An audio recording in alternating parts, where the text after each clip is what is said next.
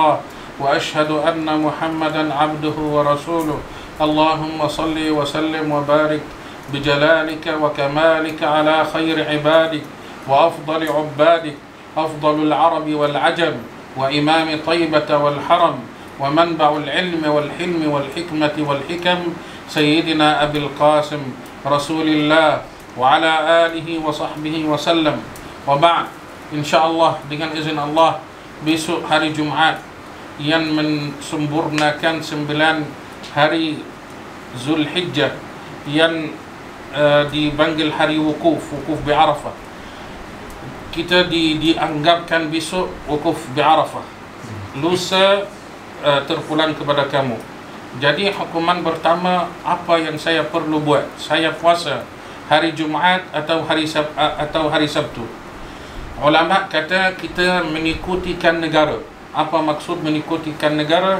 Kita mesti mengikutikan mufti yang negara yang kita ada. Contoh kita di Malaysia, dia kata hari Sabtu itu 9 hari Zulhijjah.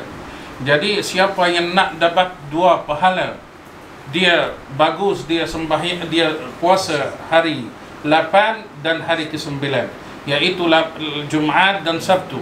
Jadi amalan yang terbaik buat hari Jumaat dan Sabtu. Kalau kita tidak ada kemampuan untuk buat 2 hari, kita buat Sabtu atau Ahad, Jumaat atau Sabtu. Terpulang sama kamu. Siapa yang buat Jumaat, alhamdulillah. Siapa yang buat Sabtu pun, alhamdulillah, dia lepaskan niat dia. Kerana Nabi sallallahu alaihi wasallam, Rasulullah SAW sudah bersabda, siapa yang berpuasa 9 Zulhijjah, Allah subhanahu wa ta'ala akan ampunkan dosanya selama 2 tahun. 1 tahun yang sudah dan 1 tahun yang akan datang.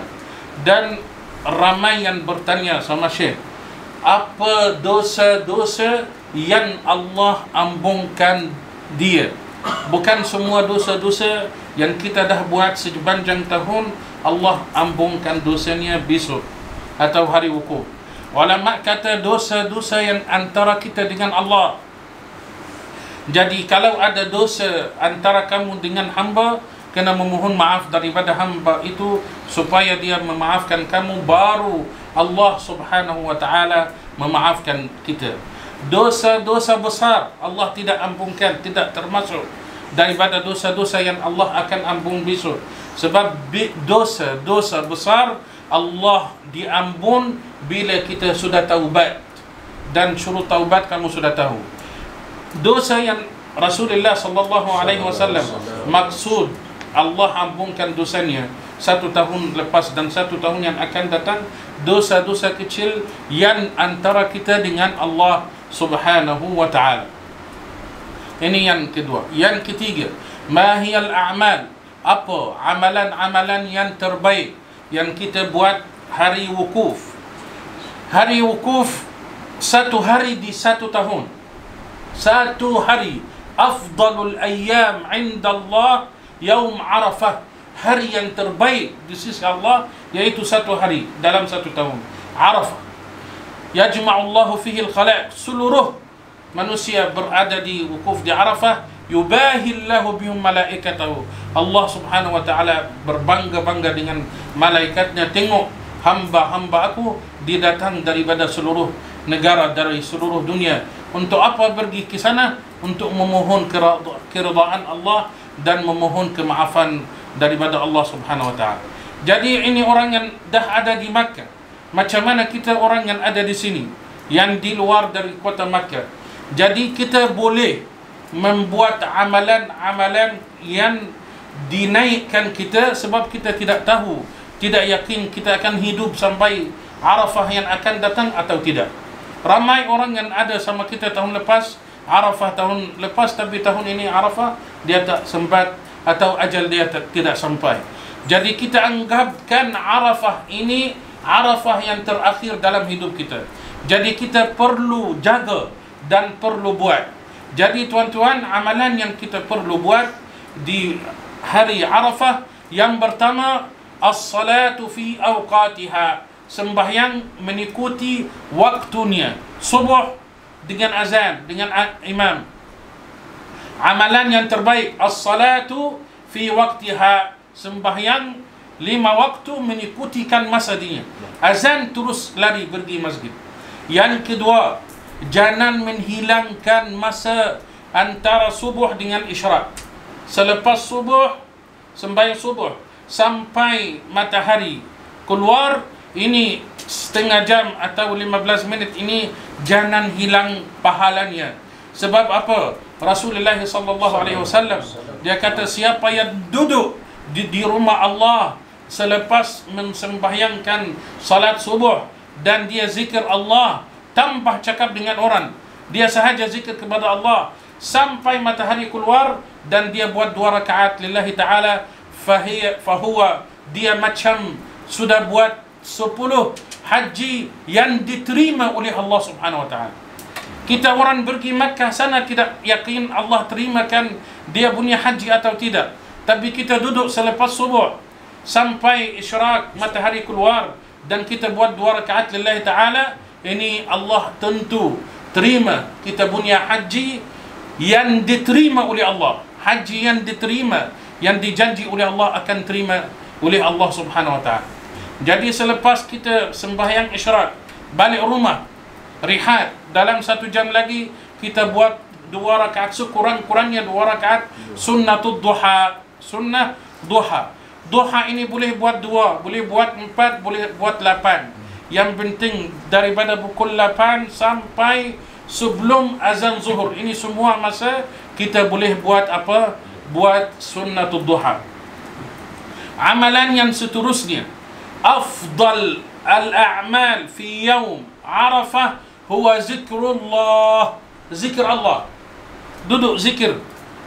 Jangan hilangkan apa masa. Hari ini 12 jam, bukan 24 jam, 12 jam siang. Jadi kita usaha untuk menggunakan masa ini dalam apa? Dalam zikir. Zikir yang terbaik yang Allah menyuruh yaitu afdalul kalam, la ilaha illallah wahdahu la syarika lah, lahul mulk wa lahul hamd, yuhyi wa yumitu wa huwa ala kulli syai'in qadir. Zikir yang terbaik, afdal ma qultuhu ana wan nabiyyin, kalimah yang terbaik yang saya cakap dan nabi-nabi sebelum aku, ini Rasulullah cakap, dan nabi-nabi yang sebelum aku, la ilaha illallah wahdahu la syarika lah, lahul mulk wa lahul hamd, yuhyi wa yumitu wa huwa ala kulli syai'in qadir.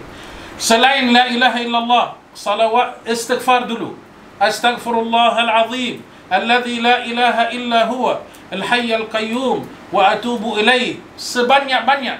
Nak buat 100 pun boleh, 1000 pun boleh. Jadi selepas la ilaha illallah kita buat istighfar. Selepas istighfar kita buat selawat dan salam atas Rasulullah sallallahu alaihi wasallam. Sekurang-kurangnya Allahumma salli wa sallim wa barik ala sayyidina wa habibina Muhammad wa ala alihi wa sahbihi wa sallam. Ini sekurang-kurangnya. Sirah yang sangat pendek. Zikir yang seterusnya, kita nak buat tanaman untuk kita di syurga. Subhanallah 1 pokok, alhamdulillah 1 pokok, la ilaha illallah 1 pokok, wallahu akbar 1 pokok, wala hawla wala quwata illa billah al-'aliyyil azim. Jadi tidak ada masalah kalau kita tanam 100 pokok.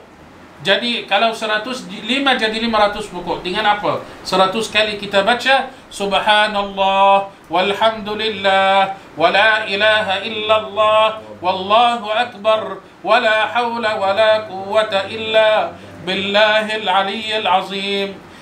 Dan selepasnya zikir yang seterusnya kita cakap subhanallah wa bihamdih subhanallahil azim. Sekurang-kurangnya juga 100 kali. An-Nabi sallallahu alaihi wasallam dalam satu hadis yang sangat mulia, qal kalimatani khafifatani 'ala al-lisani, mudah sangat dua berkata atas lidah, saqilatani fil mizan, berat sangat dalam timbangan kita, habibatani ila ar-rahman, Allah subhanahu wa ta'ala sangat sayang dua kata itu, yaitu subhanallah wa bihamdih subhanallahil azim. Jadi kalau kita guna semua tu bila datang maghrib, sebelum kita berbuka puasa, duduk berdoa. Tengok masa, kalau kita sudah maghrib sini, di Makkah sana sudah zuhur. Baru dia buat zuhur atau selepas zuhur. Jadi masa ini mereka berdoa. Situ tak payah banyak salat, tak payah banyak zikir, doa sahaja, doa. Faham doa? Memohon daripada Allah. Apa yang kamu nak, memohon daripada Allah. Dan selepas doa, afdal a'mal, amalan yang terbaik di hari wukuf, iaitu doa. Selepas tu kita buka puasa dengan anak-anak sama kita, keluarga kita.